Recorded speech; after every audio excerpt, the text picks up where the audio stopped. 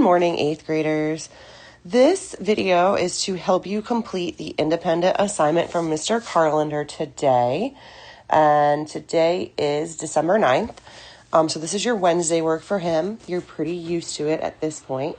The assignment is to read the following article and write a summary in your own words, focusing on the main idea of the article. You must use complete sentences.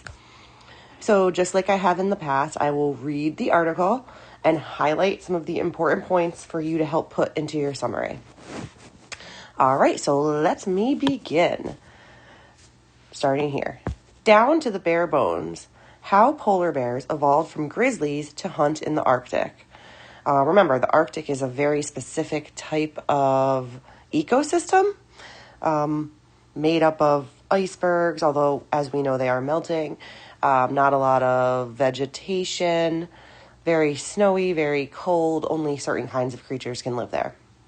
So this article is from December 27th, 2019, about a year ago, so it is pretty new. All right, I'm starting right here.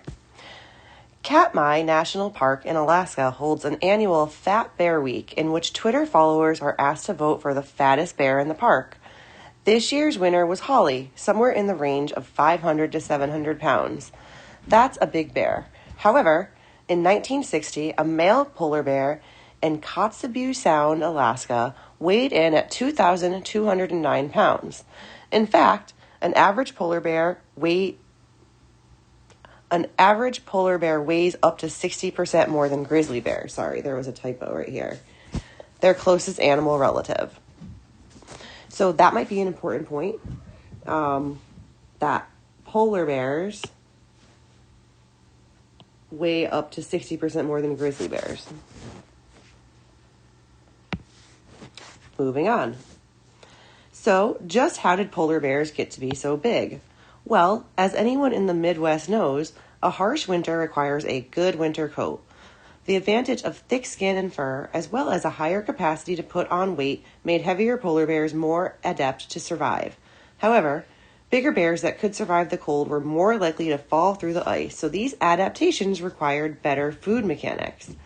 Consequently, polar bears developed a distinctive gait. A rotary gait is a double suspension gait. Gait means the way that they walk, meaning the animal bounces both off the hind limbs and then the forelimbs.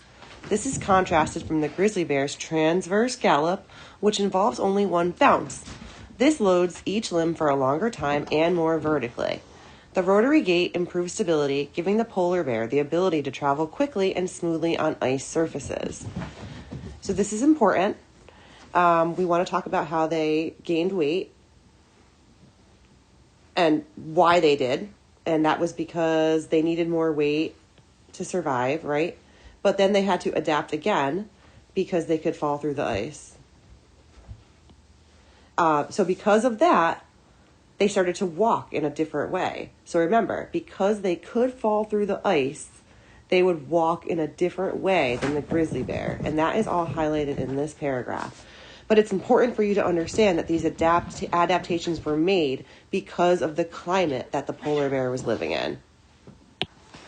So after this article, or this part of the article rather, and here is a picture of Holly, the quote, fat, I don't really like that word, bear.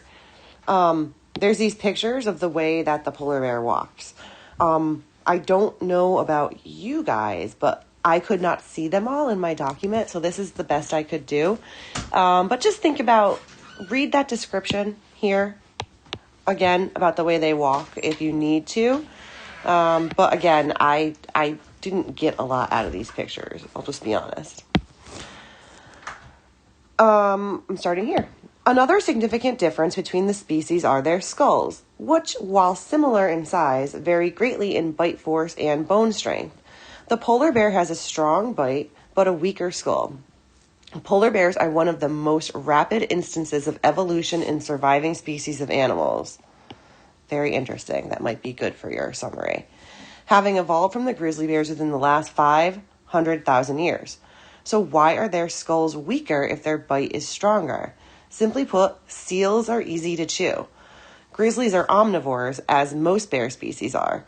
Their diet subsists of salmon, elk, and small game, but includes a hefty amount of vegetation. Polar bears in the ice and cold were forced to eat seals, as well as penguins, fish, and even belugas.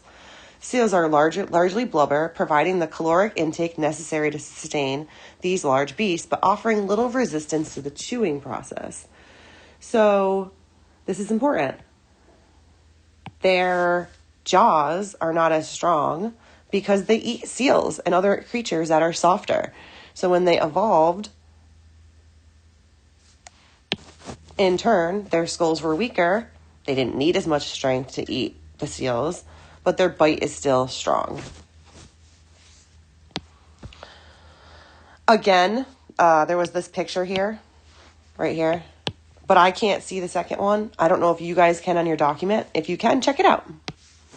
All right, last paragraph, starting right here.